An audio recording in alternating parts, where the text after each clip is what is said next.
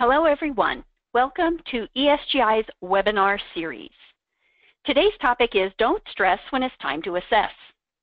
I'm Rochelle, and I'm excited to be your host for today's webinar, featuring the one and only Adam Peterson from Teachers Learn Too.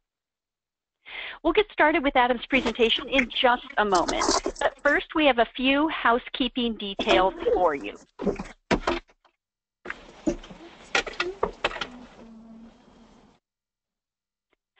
For better audio and video quality, close all other applications like Skype that use bandwidth.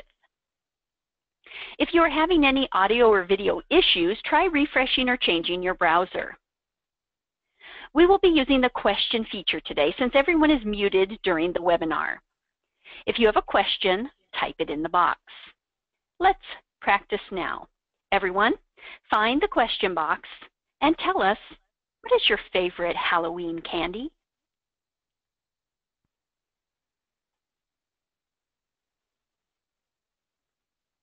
I see many chocolate lovers on the webinar today. That's fabulous.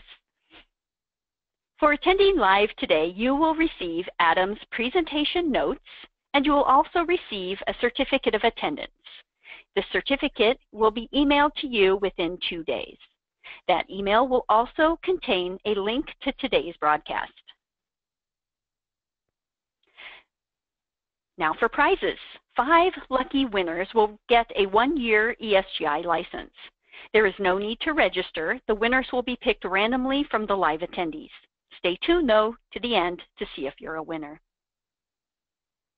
We at ESGI are thrilled that so many of you registered to learn with Adam today. Thanks to all of you who are dedicated to helping children and families. Now, I'm going to turn it over to Adam and let the learning begin.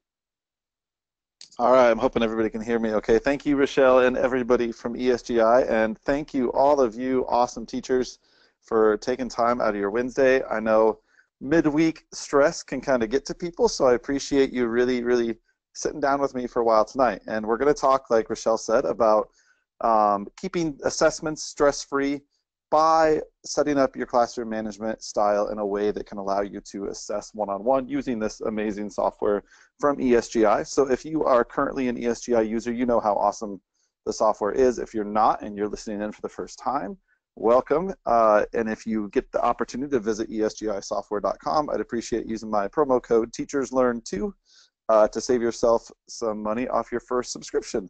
So like I said, we're going to talk about stress-free assessments, and I shouldn't say stress-free, I should say stress-less, because assessments, we know, are always stressful in a kindergarten or pre-K classroom or first, second, whatever you're teaching. But we're going to talk about ways to make it a little less stressful for you as a report card time approaches for a lot of people. Before we get started, I'd like to share a little bit about myself because no one can see me right now. This is me and my amazing family.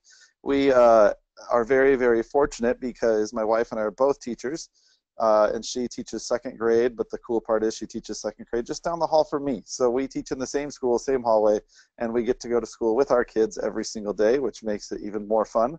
I teach in Morris, Illinois at a school called Saratoga. I've been at Saratoga for going on 13 years now. So this is my classroom, and I know people always ask me about the space. Yes, it is big. I am very lucky, and I do not take that for granted. I love my space, and I love learning there and teaching there, and it's fun. We make it fun every day. So if you want to learn more about my classroom, I put my website on there, teacherslearn2.com. I share videos from my classroom all the time on there when I get a chance, and kind of tips, tricks for all of you, but ideas of fun things that's going on in there. A couple more just images from my room to show you kind of what the layout looks like. And these are the kids that make my job worthwhile. So we all know that as teachers, you love what you do, and it's because of these little smiley faces. Those are my favorite kiddos in the whole world this year. They are a great bunch of kids, and we make it so much fun. And yes, I know it's a small group. I don't know what happened 5-6 years ago, but we only have 14 kids in our kindergarten classes this year. So please don't take that for granted when I say that I make my assessments stressless, because I've had those class sizes of 21, 22, 23 kids where it does get tough to manage. But we're going to talk about some managed ways to make that a little bit easier regardless of your class size. One of the ways that I do this, we're going to talk a lot about this tonight, is I run my classroom on this philosophy that play is the highest form of research. My kids interrupt me very, very little during assessment time because they are so busy learning through play and having fun that they really don't have a reason to stop doing what they're doing. And we're going to talk a lot about that. Before we get started, and ESGI is a huge part of what's coming up with this too. I know they're going to be at some of these conferences, but two ESGI experts and promoters and users, Kim Adsit and Dee Wills, have invited me along this journey with them, along with our friends from Staff Development for Educators, to start this brand new conference called Teach It, Tried and True, Fun and New with Kim and crew. And you can find out more by visiting sde.com/teachit-adam. There's dates there on the screen coming up. We'd love to see all of you there. It is sure to be a conference like no other that you've attended. We're going to have a lot of fun. There's going to be some really cool game stuff going on throughout the 2 days, and we cannot wait to share ideas with all of you. So if you get the opportunity to check that out, I'd appreciate it. If not, please share those dates with people in those cities that you may know. So let's get into this. A good friend of mine, like I just mentioned, Kim Adsit, always says this to me, and when we present together, she talks about this as well, that you cannot teach a class that you can't manage. And I think we could change that to you can't assess one-on-one in a classroom that you can't manage. So in my classroom, I've done many, many different management style things. Before, I've used the old stoplight chart. When I first started teaching, that's what I used. I had a clip chart. I started everybody on the day on green. They got moved to yellow if we were having trouble. They got moved to red. But as many of you have probably found out in your own teaching, and I should probably stop right there and say, like, I know a lot of what you're going to see tonight is hopefully something you're already doing. I just hope I can put a new twist on it. So you may be doing a stoplight chart. I used to. I stopped using the stoplight chart because it didn't work for the kids that I felt it needed to work for. The ones that got moved to yellow for reasons didn't really care. The ones that always stayed on green kind of gloated on that sometimes, and were very almost too proud of that, which I want them to be proud, but it just worked in almost a negative way for me. There was so much attention being drawn to that it wasn't really helping me manage anything. And then I switched to a chart that looks similar to this. This is not mine. I found this image online. But I gave the kids opportunities to fix their mistakes, which I feel like we should do anyway. They all started on green. They could move down. They could move up. But again, it was those same kids that were moving down who I still needed to go back and remind and remind and remind. And it was the ones who were moving up that were still so proud of it and pointing that out to everybody else. And then I had kids who I would move down or up, and they were just like, it's just a color. They didn't care. So a couple years ago, I did away with clip charts. I no longer use a behavior chart per se in my classroom. Now, does that mean I don't have expectations? No. Does that mean I don't have a behavior management program? No, because I do. But in my room, we focus on the letter E. I focus on the letter E, and that is how I manage all of my behaviors in my room. Because in my room, I do things that the kids enjoy. I find ways to make everything that I do enjoyable. I find ways to excite them in any way possible. Whatever it is that we're doing, teaching, learning about, I am always making sure it's exciting. And most importantly, I'm engaging them in everything. I make sure that every lesson I adapt or I pull from whatever curriculum I'm using, I try to make it as engaging as possible. And those all kind of sum up into one big word: expectations. I couldn't do any of the stuff I do in my classroom without setting the high expectations that I have from day one in my room, and my kids know it. So to start the year, I send this note home to all parents. When I meet with the parents for the first time, this is what I send home to kind of give them a welcoming feel of behaviors in my room. That I love that quote, you can't teach children to behave better by making them feel worse. When children feel better, they behave better. And I think that's a big part of the reason why my assessment time isn't stressful. You can see that on there. I also put that in the notes that I'm sending to all of you afterwards that you'll get. And then this is a poster that I give my kids on the very first day of school when I meet them, that these are our expectations for the year. We show respect. The boys learn right away that the ladies go first in my room.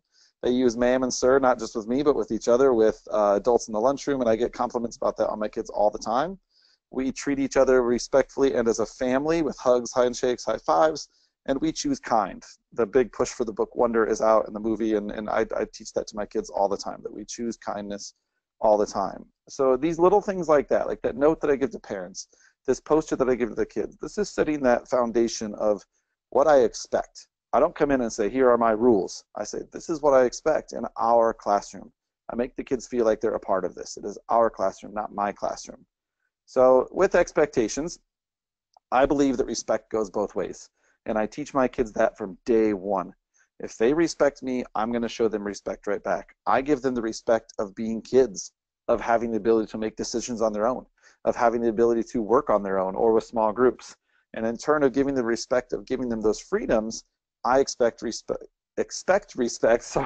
back from them. I include the kids on all decisions when it comes to our rules, or the next thing we're going to talk about, our contracts. So I use contracts in my classroom, and the kids help me come up with these. Now, I have, as you can see there in the picture, a set of flexible seating rules that the kids know they have to follow. I have rules that they have to follow for when they're working in a group, like you can see there.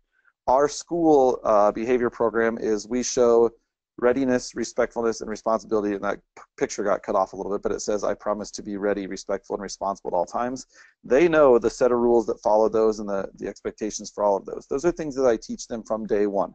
I teach them the rules, we follow them, but then I always tell my kids that we don't break promises in our room.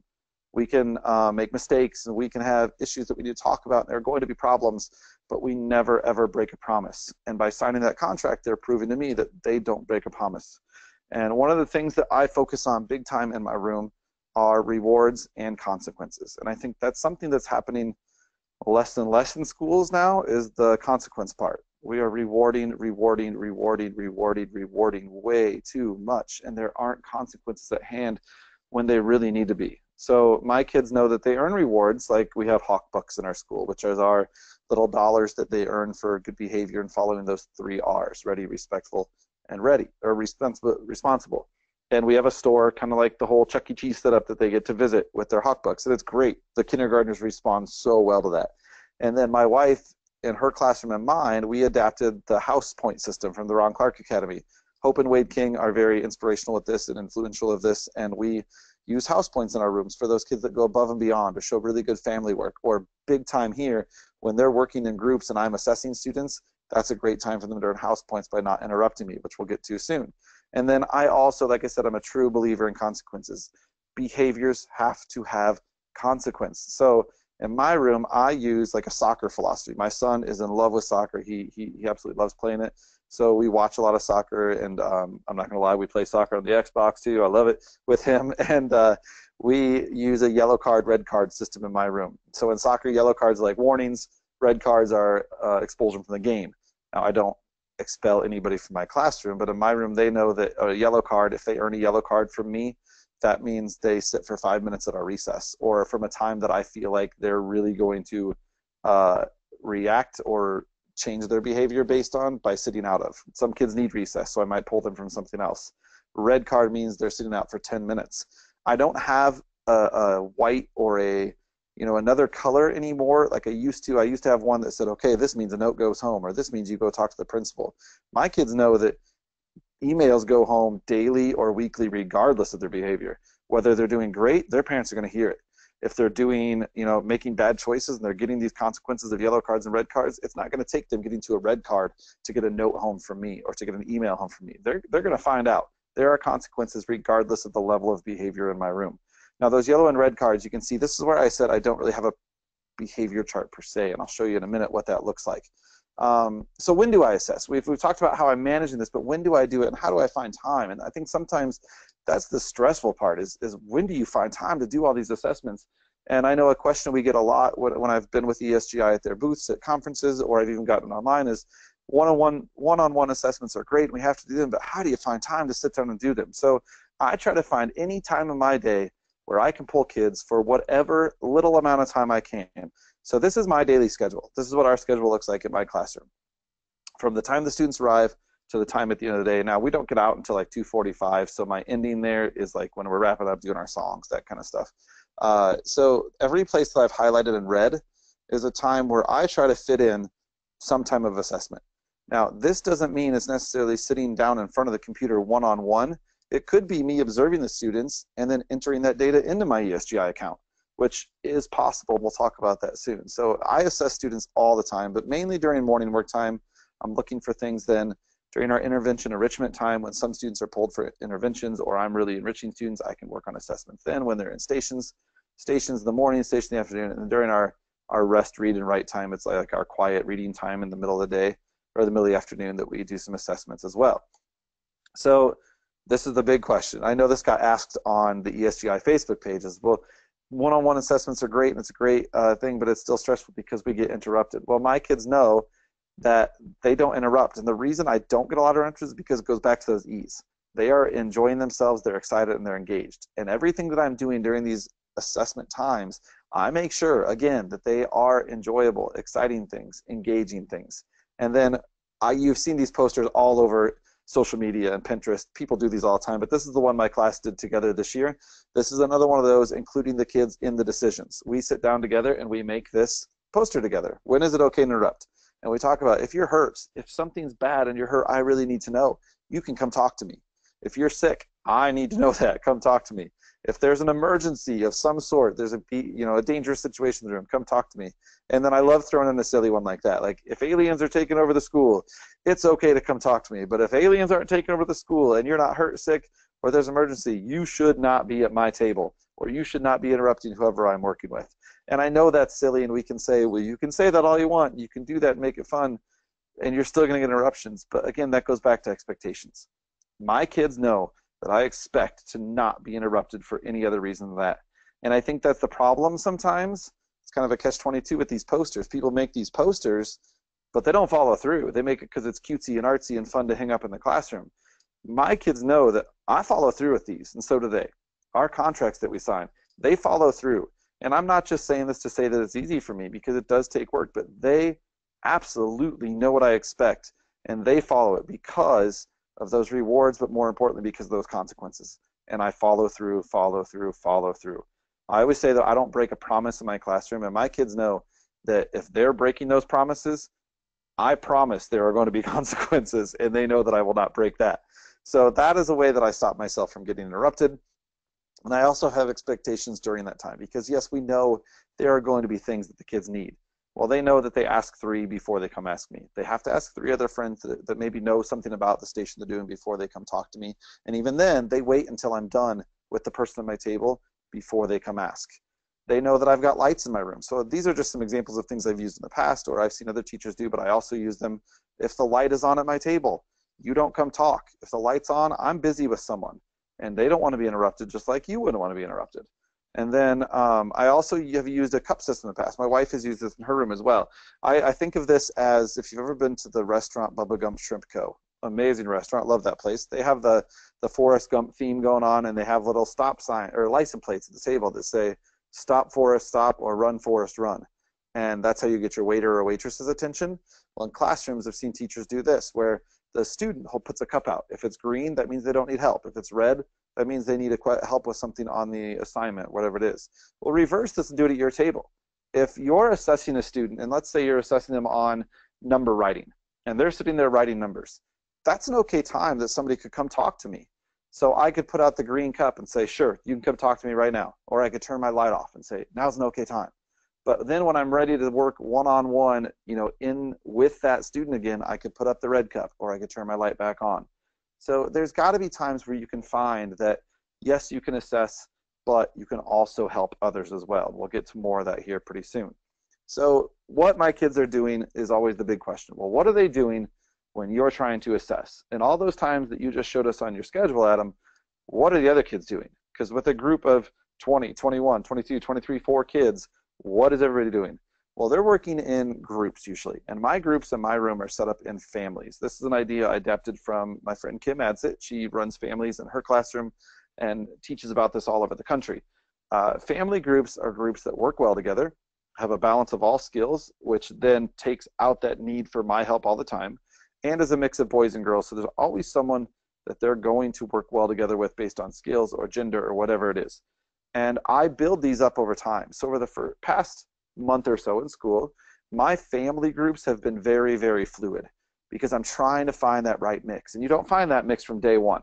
So their groups were switching quite a bit. And then when we got to our house system, when we sorted the houses between my room and my wife's room, that is now their family. And those houses were built on the idea that they're families who are going to work well together. And again, you can learn more about that from Ron Clark Academy and Googling it. But that's how my families are built, so that they don't really need a lot of help from me. So this is what our family or station group chart looks like. I want to back up for 1 second real quick and talk about the yellow and red cards. You can see those up there on the top of the screen behind the station group sign. So those are just little yellow and red pieces of paper. And the other thing I like about this is I don't really ever have to say, you know, like let's say my friend Chloe is not working well in her group. I don't have to holler and say, you know, from my table when I'm assessing and say, Chloe, you need to get back to work. I can simply reach behind me, put a yellow card behind her name, and she's going to notice it, or somebody's going to notice it. And then when I am done assessing, or when I have a second, I'm going to pull her over and talk to her and explain what that was, and hopefully we see that behavior get, you know, fixed or changed.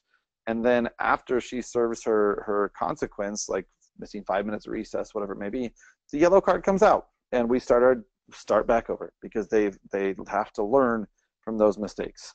And then the posters to the right of that picture that say using the center board and working in a group, those along with the phonemic awareness alphabet card, writing card, and word work card came from a pack from Deanna Jump and Kim Adsit called, it's literacy, I'll show you a picture on the next screen. It's a literacy center pack, and that is what I use for a lot of my centers to keep them working. And we review those two posters every day before we start stations. We review those and go over them to remind them that they need to be working together. So in my room, there's a picture of the pack. It's Centers Made Easy by Deanna Jump and Kim Adsit. You can find that on Teachers Pay Teachers. But this is the philosophy I have in my room. If the kids are working and playing, they're going to be busy. Now, the best part of that is when you can tie together work and play and they don't really realize they're working. But I truly believe that work plus play equals busy kids, and busy kids give you time to do things with individual kids or a small group of kids. So we do a lot of games in my room. I love teaching through play, and I love incorporating board games. You know, board games are around for a reason, and board games have lasted for years for a reason because kids love them. And you can find a way to adapt board games to anything. And that is a session that I do called Learning Through Play is Still Possible. I talk a lot about how I incorporate board games and card games and all that, and that's a whole nother session that you can find if you ever come see me speak. But I also have other things going on. Like I have a kitchen in my room, and I prove that having a kitchen in your room still works because my kitchen is my writing center, and they're writing and they're playing. I have a block center in my room that we do a lot of STEM activities through. I have a lot of technology in my room, and one of my favorite pieces of technology is my Osmo systems. If you want to learn more about those, you can visit playosmo.com. It's an amazing piece of technology that the kids absolutely love, and it's so educational. And then I have a lot of pre-made stations like that Centers Made Easy that I showed you from Deanna and Kim. These are math centers that Kim and Michelle Scannell have just released, and there are even more units than what you see right here, but these were the ones I had when I put this together. And they are simple little centers that allow the kids to play. But these centers keep the kids busy, and they keep them from interrupting you. So if you are looking for center ideas, I highly suggest you dig out your old board games, dig out your card games, put them back to good use in your classroom, and then look for some of these packs that I showed you as a way to incorporate some easy, quick learning games as well. So I already said this once, busy kids plus ESGI equals easy assessments, and I truly believe that. And part of that reason is because of this phenomenal company, ESGI. It gives me an easy way to assess, teach, differentiate, and track my students as often as I need to. And those 4 steps there, assess, teach, differentiate, and track, those are the big ones because that's what I love about this company, and we're going to get into that here soon. So how don't I stress? Again, all of this is fun and dandy, Adam. You can let the kids play, and you can let the kids work, and you can let them experiment and do all those fun things, but how are you not stressful when it comes time for that big word there on the screen, report cards? How do you not stress? Well, I keep it going throughout the year, and what I do is I really think on who do I need to assess, on what do I need to assess those students on, and when do I have to have that done by? I don't wait until that parent-teacher conference report card time to start assessing. I make sure that I use ESGI's amazing features of growth charts and history and all those things that you've learned about from using the software. I use those to help myself be less stressed at report card time because I'm constantly using those assessments. So let's talk about that. So who and what are big ones? I believe that sometimes observing the child in a more natural setting gives you a better idea of his or her skills than when he or she sits down with you one-on-one. Now, we know ESGI is set up as a one-on-one assessment, but that does not mean that you have to be sitting down with them all the time one-on-one to do that. For example, yesterday, this was my classroom yesterday morning. It was Tacky Tourist Day for Red Ribbon Week, so you can see the hats going on there, and some kids had cameras. It was a fun day. But this little friend of mine up there leading our class, you can see her over there by the drum and the microphone and her pointer. We use Foundations program in my classroom in our school for our phonics and our handwriting and all that. And every morning, instead of me reviewing the Foundations letters, keywords, and sounds, I let the students do that. So she's talking to the microphone there, and she is going through every single letter of the alphabet, saying the pictures, A, apple, A. Then she hits the drum 3 times, and the kids say it with her, A, apple, A, along with her drum beat. And then she goes to B. So the little girl up there in front is not someone that I have to sit down with and do a one-on-one assessment of her letters and sounds, or even her speaking, which we know is one of the Common Core standards. Can they speak clearly and get their ideas across, that kind of thing. I don't have to sit down with her one-on-one to assess those. So that takes out part of my assessment time because she has already shown me that she's gotten those skills. And I hope that's something that you already know and you already do, but maybe we forget about it from time to time, that we can observe so many things going on in our classroom that can help us be less stressed when it comes time to actually document that and put it down on paper for report card time. She just showed me that she knows quite a bit there. My station times is another time that I can assess without really sitting one-on-one. So this was a small group that I was working with, and I was not guiding the station at all. I was more so there just kind of an observer, helping another student besides this little one who really needed a little extra attention.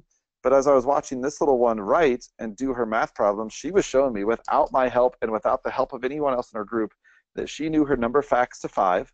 She was counting with one-to-one correspondence, and she was working on number writing, and I could see that. Now, I'm still going to assess her on number writing for higher numbers because this was just through 5. I can still sit down and ask her some math simple questions. I don't really need to assess her on one-to-one correspondence because she showed me as she counted these 5 frames. But those things right there are things that I can go ahead when I sit down in front of my computer to fill out ESGI report card data for my students. I can check her off and I can answer those questions without ever stressing and sitting down and spending time with her because she just showed me by doing that. Now, where's my proof? That's always a big question. A huge question is, well, yeah, you're showing this and your kids are showing these things, but how are you proving that they're doing them? What data do you have to show that? Well, that little page she did was one, but also I use Seesaw in my classroom. I was lucky enough to become a Seesaw ambassador this past summer. If you don't know what Seesaw is, you need to check it out. And if you have not signed up for a free Seesaw account and you have the opportunity to scan that QR code there on the screen, please do so. I'll leave this on there for a second. Scan that, and by doing so, you're going to get a free month of Seesaw Plus, which is a huge a deal. It's like $13.99 a month, I think.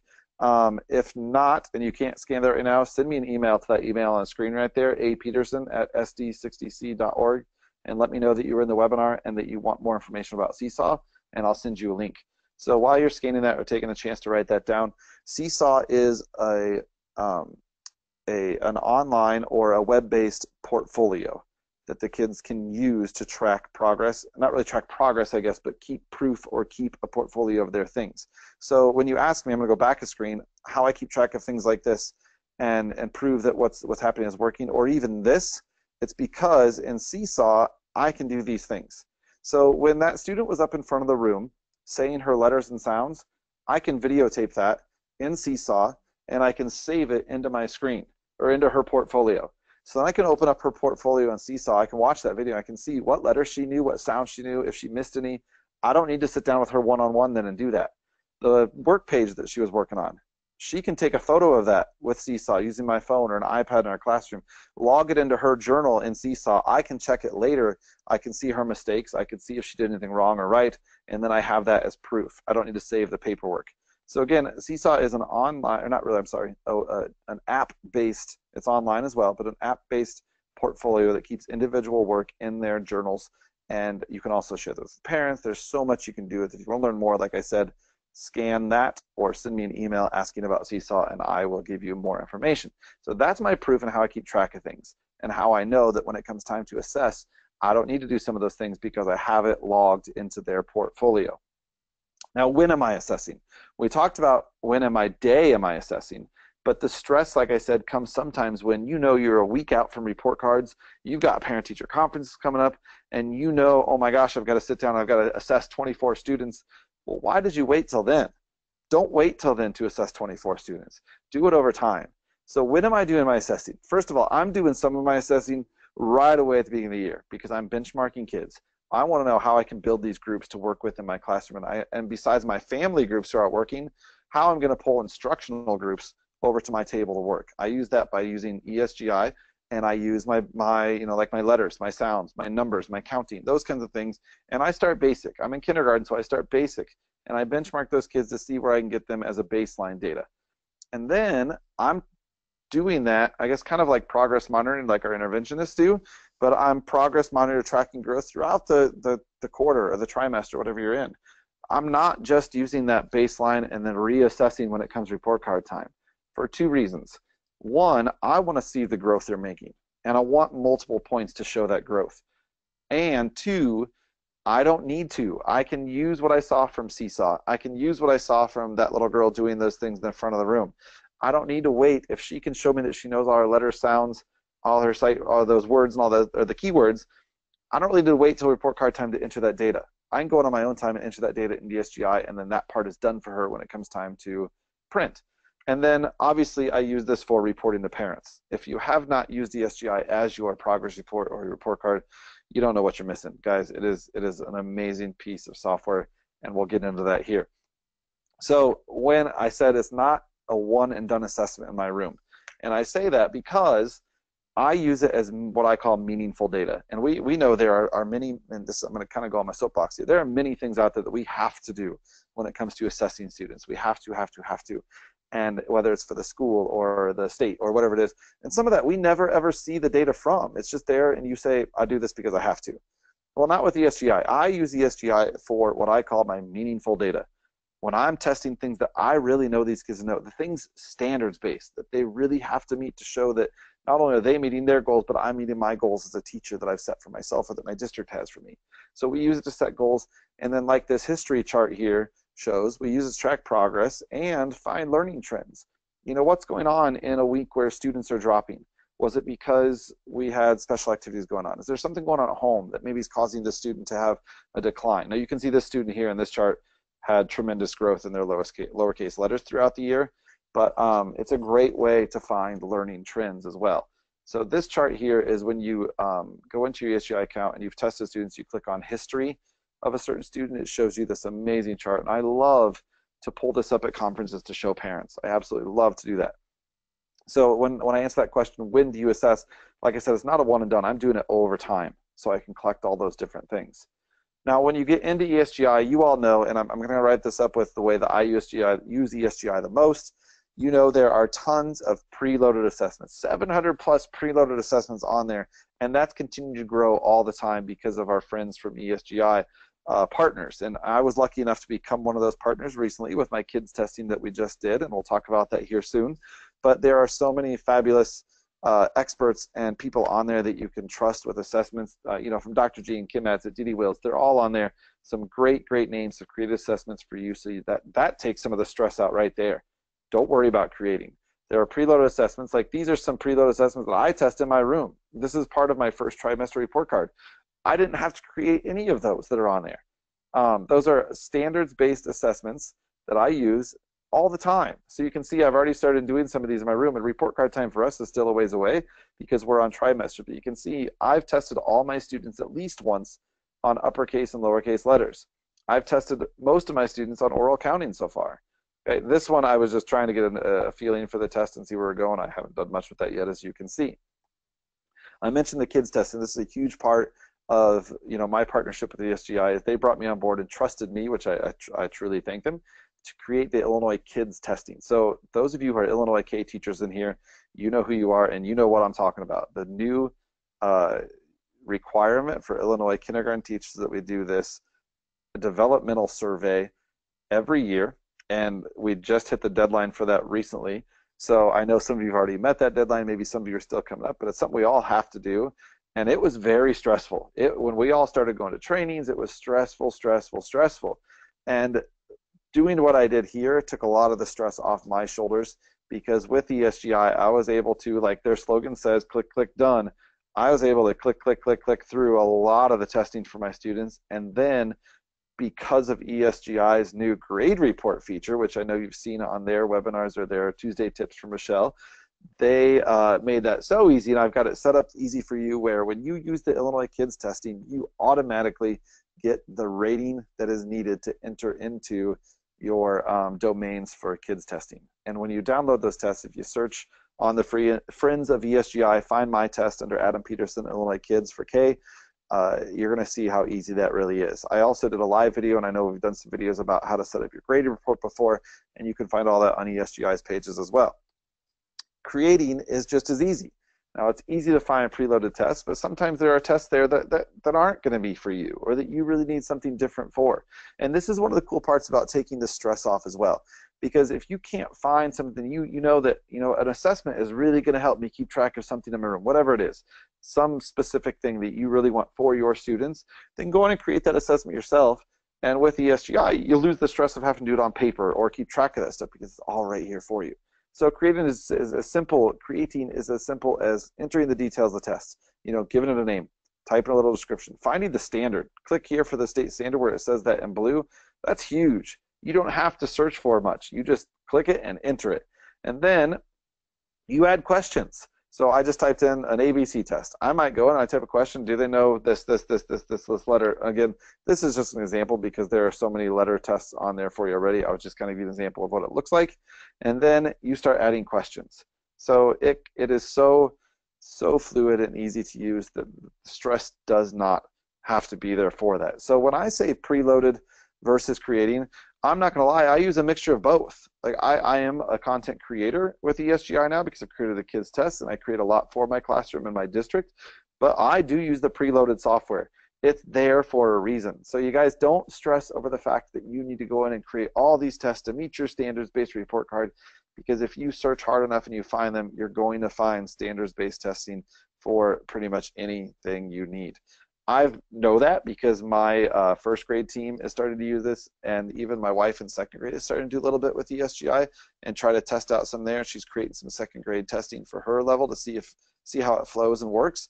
So they're starting to see how really it is used, and they are first-time ESGI users. So some of you have used it for a long time and maybe never created tests because you're worried how tough it might be. These are first-time users, just signed up for accounts this week, that are already starting to create tests on their own. Again, I know I've kind of spit a lot of information at you. We didn't talk a lot about the tests specifically because I really wanted you to understand that a lot of what you're already doing, your classroom management, your stations, your centers, your small groups, your instructional groups, your behavior plan, a lot of that is what goes into making assessment time less stressful. And that's why I talked about that tonight, because I think that's really the point of making it less, making it less stressful. That's the key, is figuring out how to manage your class, how to keep behaviors in check, how to keep interruptions in check, and keep those kids busy but learning. My kids are always busy in my room. They are playing all the time. They play a lot, but they are learning and they're busy.